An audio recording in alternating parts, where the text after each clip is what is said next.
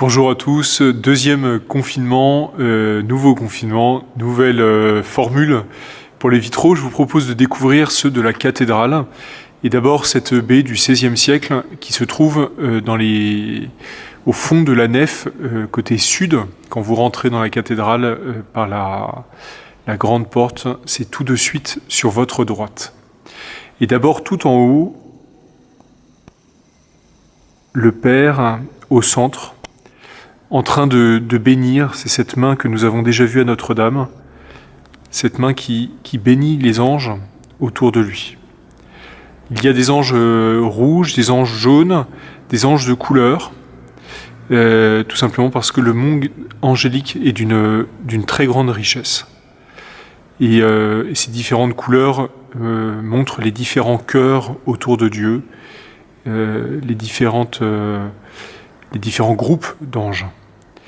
Et puis il y a certains anges qui sont en train d'être chassés.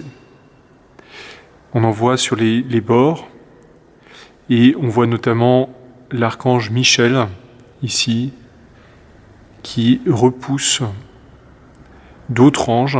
Et donc ces anges-là, bien, ce sont les anges mauvais, ce sont les anges des enfers.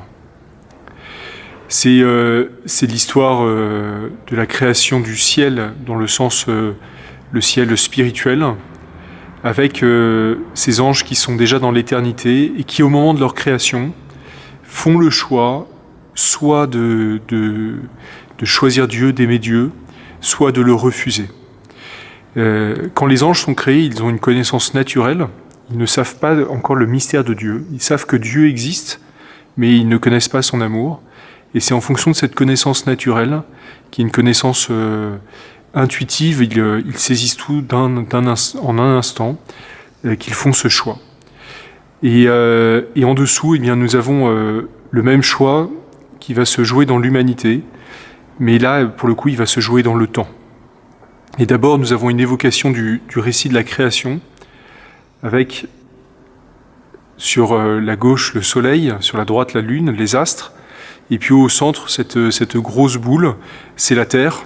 Voilà, c'est un vitrail du XVIe siècle, donc les représentations ne sont pas les mêmes. Dieu a créé les cieux spirituels, il a créé aussi le ciel, la terre.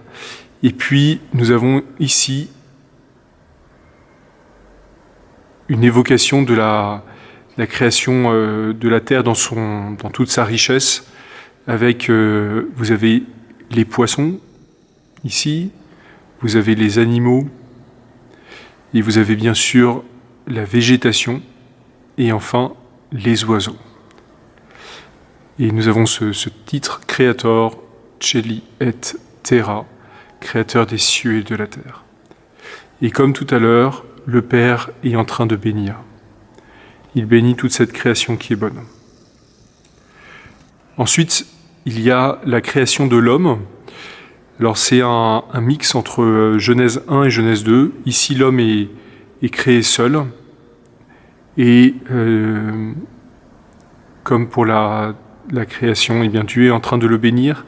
C'est-à-dire Dieu est en train de dire que ce qu'il a fait est bon.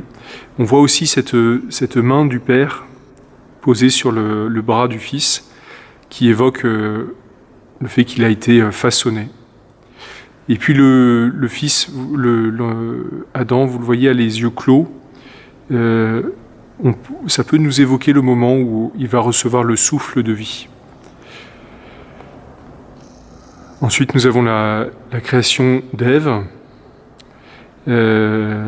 avec Adam qui est endormi, donc c'est l'évocation de Genèse 2. Et puis, pareil, cette bénédiction du Père, il tient sa main et au-dessus, il la bénit. La fontaine avec les quatre jets d'eau, c'est une évocation du livre de la Genèse encore, où on parle des 4 fleuves qui inondent toute la terre. Et puis ici, nous avons l'union d'Adam et d'Ève. Voilà,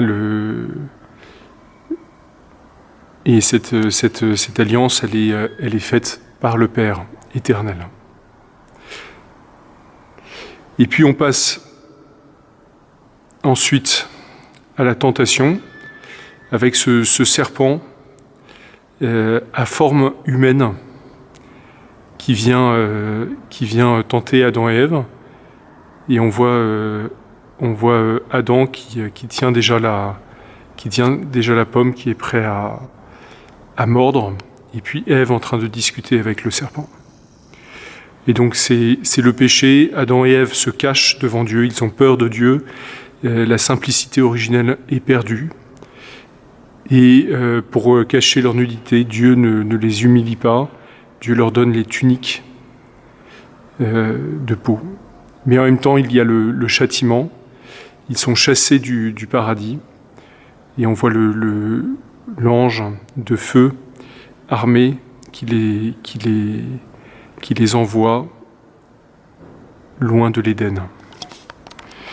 Et puis ensuite, on a une évocation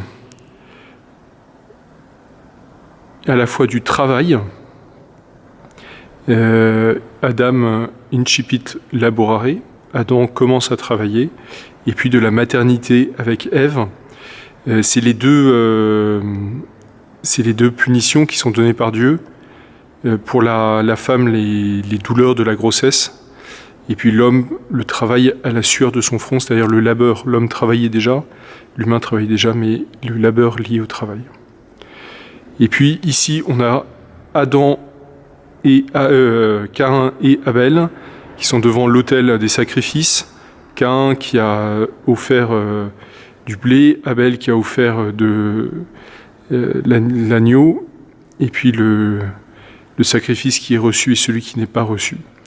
Et la jalousie de Caïn, voyant que le sacrifice de son frère Abel a été reçu, et Caïn qui va s'en prendre à son frère. Donc c'est le mal qui continue de se répandre dans la création. Et en même temps, même si le mal continue de se répandre, c'est Caïn qui a parlé avec Dieu. Même si Adam et Ève ont péché, ils ont reçu cette protection divine, ils ont reçu aussi cette pénitence pour se racheter. Même si Caïn va tuer Abel, il a ce dialogue avec Dieu pour essayer de l'arrêter. Et c'est une évocation finalement de notre vie. Oui, nous sommes marqués par le péché, mais nous ne sommes pas seuls. Nous n'avons pas fait un choix définitif comme les anges. Toute notre vie sur terre est un chemin pour aller vers le ciel. Là, on a le donateur en prière. Et autour du donateur, on a à la fois le monde angélique, avec l'archange Saint-Michel, et puis le monde des saints avec Saint Jacques. Et ce monde angélique, ce monde des saints, la communion des saints, ce sont ceux qui nous sont donnés pour pouvoir traverser l'épreuve de cette vie sur terre et arriver un jour au ciel, auprès de notre Père, recevoir la bénédiction définitive.